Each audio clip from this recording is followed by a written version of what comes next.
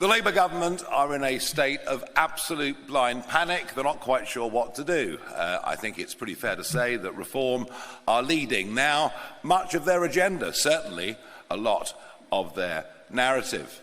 There was no doubt that in the Runcorn by-election and in many of the English counties, one of the reasons that Labour did so badly was people felt aggrieved, especially those who'd worked through their lives and saved and had a small occupational pension.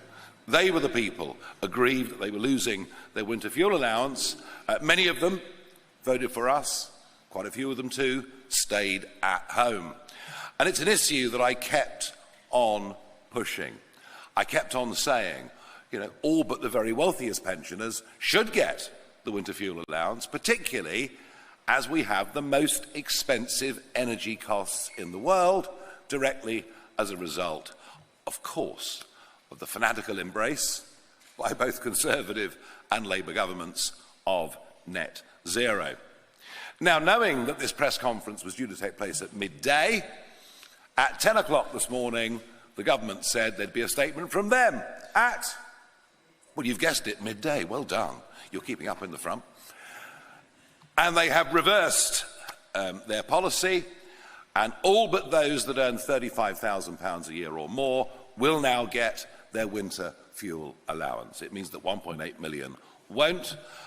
Quite how they administer that £35,000 figure, I'm not sure.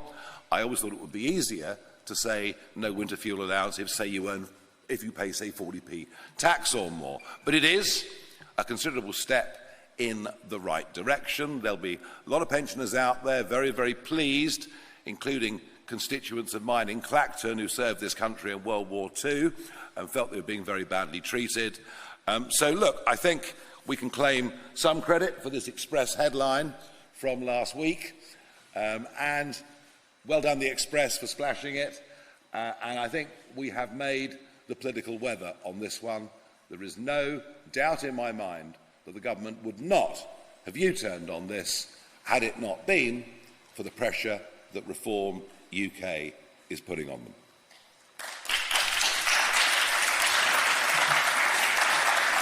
Now, Reform as a party is very much on track. Yes, we did hit a speed bump last week. It could be we were driving more than the recommended 20 miles an hour, which is what we're supposed to do here in Wales. But Zia Youssef and I have worked together almost inseparably over the course of the last 11 months, and we have both taken on our shoulders the most enormous burden. Zia, administratively, far more than me. And I was already beginning the process of trying to broaden the management team. Zia lost his rag. He put out an intemperate comment or two. I wonder who in this room hasn't at some point done that, whether it's on social media or with family or friends. But it was pretty clear by the next morning that he bitterly regretted what he'd done.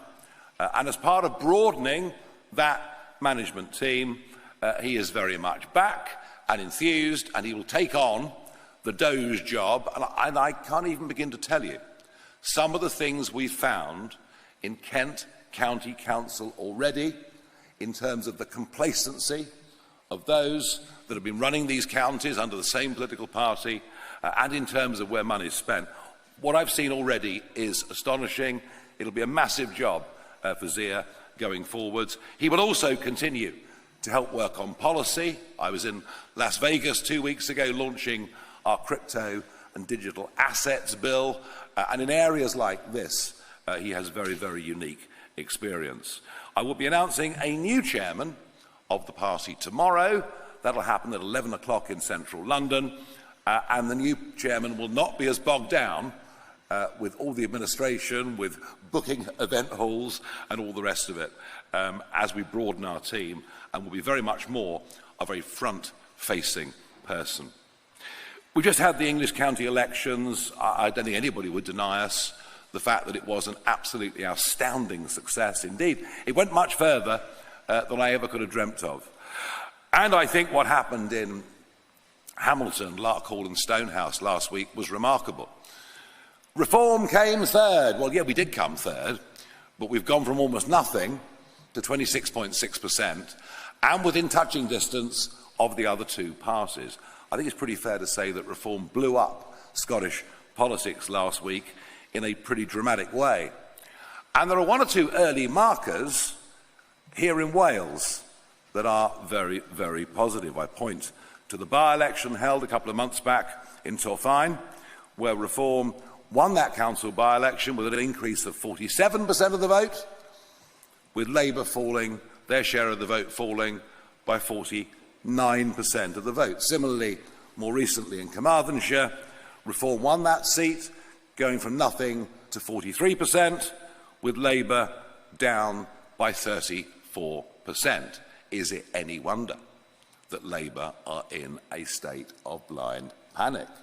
They are disconnected from ordinary, decent, working folk at a national level, but I believe here too, in Wales, the way the Cardiff political class think and act is disconnected to the vast majority of Welsh people. And our team is growing. We've had defections, we've won some by-elections, we've had defections from councillors, and I've got two new councillors that are joining us here today. The first is an independent councillor from Merthyr Tydfil, Councillor Andrew Barry. He's been 8 years on the Cabinet, taking up the finance role, and I'd like to introduce Andrew to Reform Wales this morning. Andrew, do come forwards.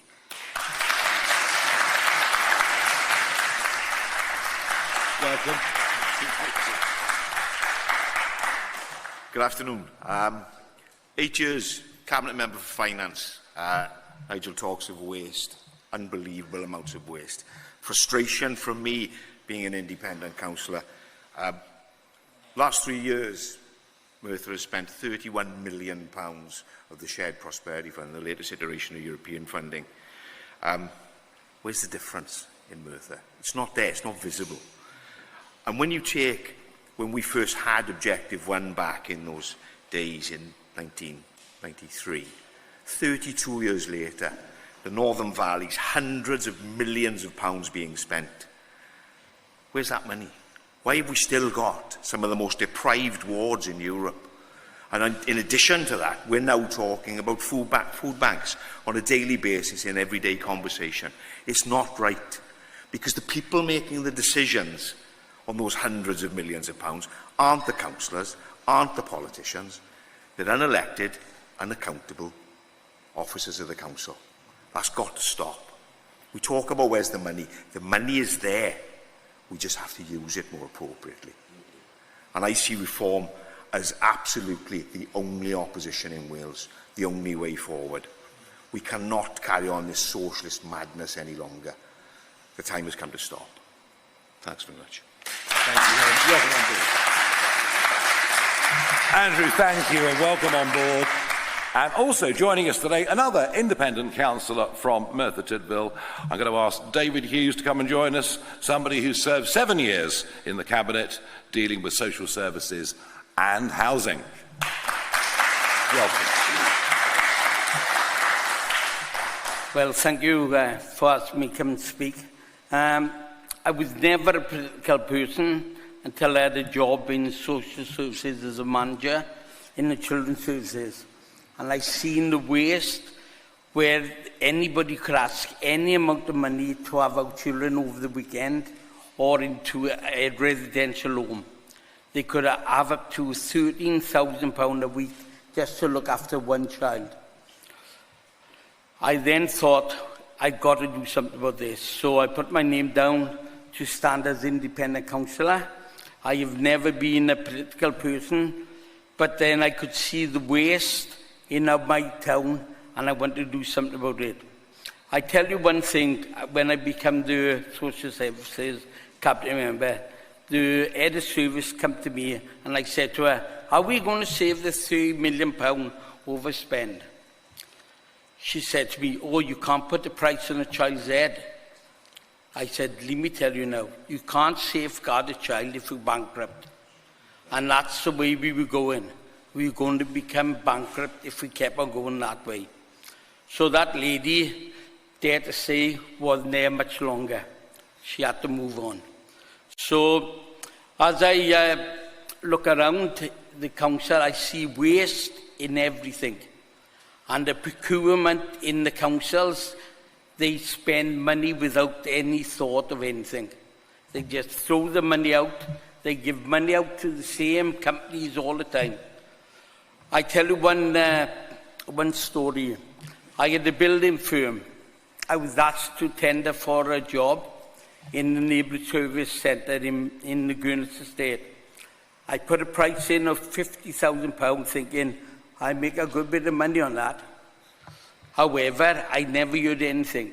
So once I became a cabinet member, I asked a person who was in charge of that department, I said, why didn't I ever hear about it? And I was astounded by what he said. You were 4 times lower than the next person, so we thought you couldn't do the job. 4 times. So you can imagine how much money them companies are making on our resources.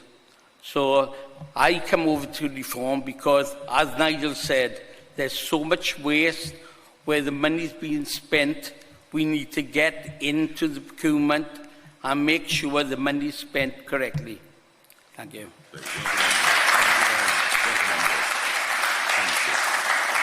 Wow. It sounds like every Welsh council needs a Doge too, doesn't it, from what we've just heard? And well done for not naming the company that got the building contract. Otherwise, we'd be off to a very rough start. But thank you very much indeed. So I'm here today to say that our campaign for the Senedd next May starts in earnest today. We've got a lot to do. We've got to raise money. We've got to find 96 calibre candidates to stand on those lists, and we've got to have a proper campaign plan. And of course, the elections will be fought using the D'Hondt system, something that's been very kind to me ever since 1999. And I want to make it absolutely clear. Our aim is very simple. Our aim is to win. Our aim is to win a majority. And our aim as a party is to govern in Wales. And I believe that it is achievable. Of course, we'll be taking on Labour, who've been in power here continuously for 26 years. And sure, Clyde will do well in some of their heartlands, but far less well in the others. As for the Conservatives, they are dying.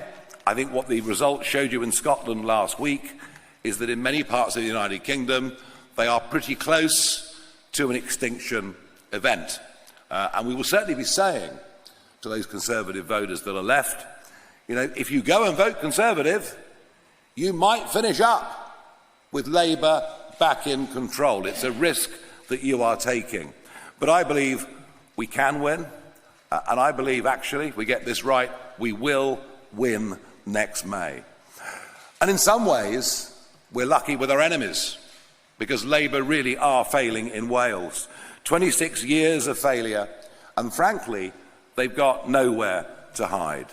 Wales lags in everything: jobs, investment, growth, unemployment, the highest of any region of the United Kingdom.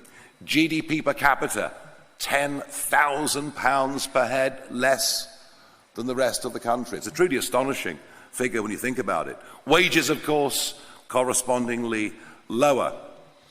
And productivity, up to 17% lower than the rest of the country, which says to you that people don't have belief.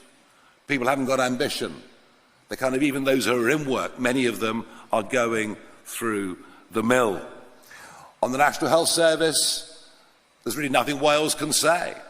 A waiting list of over 800,000, huge closures of GP surgeries that have occurred over the last decade and a half, leaving GPs with more patients, again, than any other part of the United Kingdom. And perhaps the most damning indictment of Labour's control of health is the worst cancer care in the whole of the European time zone, which is a pretty sobering thought. On immigration, of course, they don't recognise the issue at all. Indeed, it's policy that Wales should be a nation of sanctuary. Yes, if you come in by small boat illegally, you are to be welcomed into Wales. Once again, one of those areas in which Cardiff speak and thinking within the Bay, within the institutions, is out of touch where the rest of Wales is. And I think the Stradley Park protests that we saw in Llanelli are perhaps a more accurate reflection of how most people feel about this unfairness. I also find it hard to understand how, when it comes to social housing, and Wales does have a housing problem, as many other parts of the country does, that there is no prioritisation of Welsh people for social housing. Well, let me tell you, when we win next year, that will all change. The assault on farming in a predominantly rural place has been pretty astonishing at government level. Most of the farms in Wales are family farms. Most of them are handed down generation after generation. So what Labour have done, centrally, potentially very, very damaging indeed to farming, and indeed for many, many farmers, particularly in livestock, their incomes are extremely modest anyway. But Cardiff, of course, has done its best to make it even worse with their sustainable farming scheme, saying that we must cut livestock by 20%, that somehow cutting livestock by 20%, all the while China are building 80 new coal-fired power stations every year, is somehow going to save the planet. It's complete and utter madness. And whilst we might welcome a few more trees being planted to replace one with the other and to give farmers almost no chance of yield, certainly not in the short term, from forestry, I think is a pretty cruel thing to do. I believe that many, many people working in Welsh agriculture will see us as being the best people to fight their corner against this government, just as pensioners saw us as being the best people to fight their cause on winter fuel payments. And look, we've won a victory on their behalf by getting government to back down. We will try to do the same on other issues like this. Education, the lowest GCSEs in the UK. Lots of kids leaving school at 18 with very weak qualifications and with no thought or guidance into the fact that many could have gone into trades and skills, could have found something that they were really good at and could have given them some ambition for their working lives. And of course the insanity of 20-mile-an-hour speed limits, which saw some of the most remarkable petitions in size I've ever seen anywhere in the world. I mean, it's perfectly clear that about 3/4 of the Welsh population are against mandatory 24/7 20-mile-an-hour speed limits that have no flexibility at all. No, Welsh politics has been overtaken by the woke left, by those whose ideology is way to the left of centre and disconnected from real life, as they obsess about DEI and spend plenty of public money on it, as they obsess about climate change, trans issues and many other things. So let's make it clear, from today going onwards, a Reform government based in Cardiff is going to be different. It's going to be very, very different indeed. What we are looking to bring about is a huge cultural change, not just in Welsh politics, but in Welsh life. And we'll certainly aim much of that at the younger population.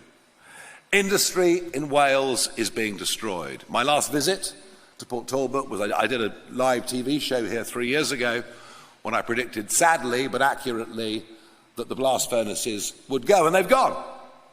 But it's okay, you'll be told. It's not a problem, because the electric arc will be up and running sometime in 2028. Well, the electric arc is fine for recycling steel.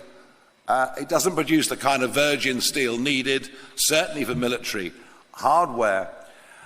But the problem with the electric arc is that it is, by its name, using vast amounts of electricity in what is the most expensive industrial electricity energy prices in the world. Tata can say what they like. Frankly, I very much doubt, given the status quo, that furnace will ever be switched on. Our ambition is to reindustrialise Wales.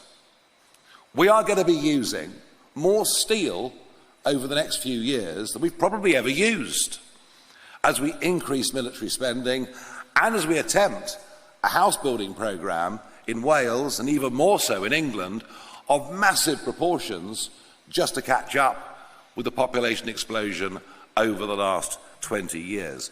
We are going to need a lot of steel. Our belief is we should be producing our own steel. Our belief is, for what uses coal still has, we should produce our own coal.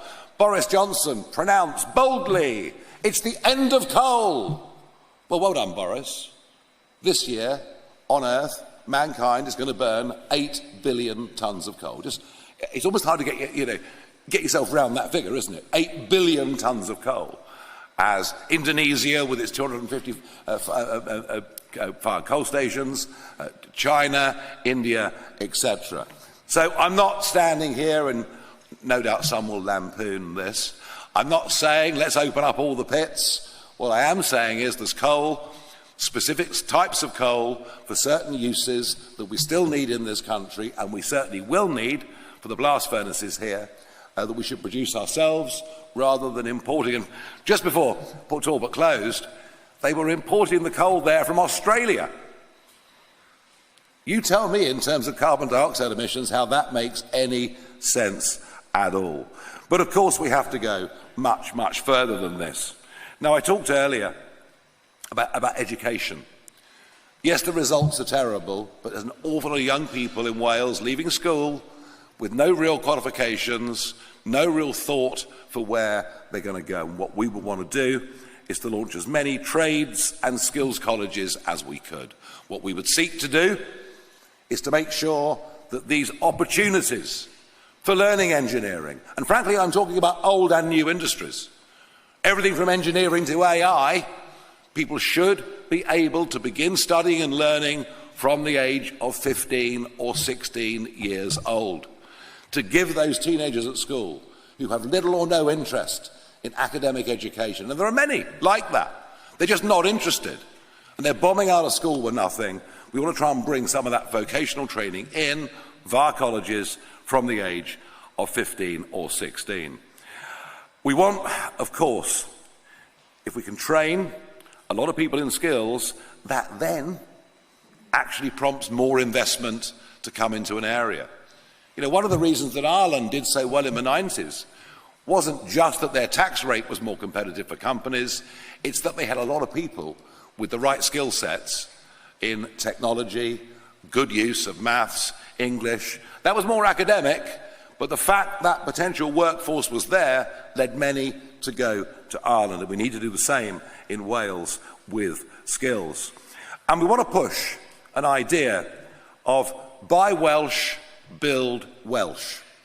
Let's make sure that procurement contracts go as much as is reasonably possible to good value Welsh providers. You see, you might get some building business, you never know in the end of all this. And to try and stop the globalist thinking in terms of where contracts are sent. We will absolutely put Welsh people to the top of the social housing list, and not those that have come into this country, in many cases, illegally to begin with. We have to think about planning rules, particularly on brownfield sites for new investors, so things can move quickly in terms of new factories being built, new business opportunities. We, of course, have to scrap the ridiculous 20-mile-an-hour speed limit. That has to go, whilst we understand, of course, that outside schools between 8 and 10 in the morning, etc., there are grounds for being grown up and being sensible.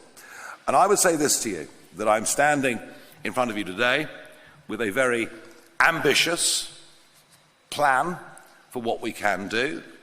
a bullish prognosis for what we can do in these elections, but I believe that we can make Wales better. I believe we can make Wales much, much better than it's been after 26 years of continuous and failing Labour rule. Thank you very much.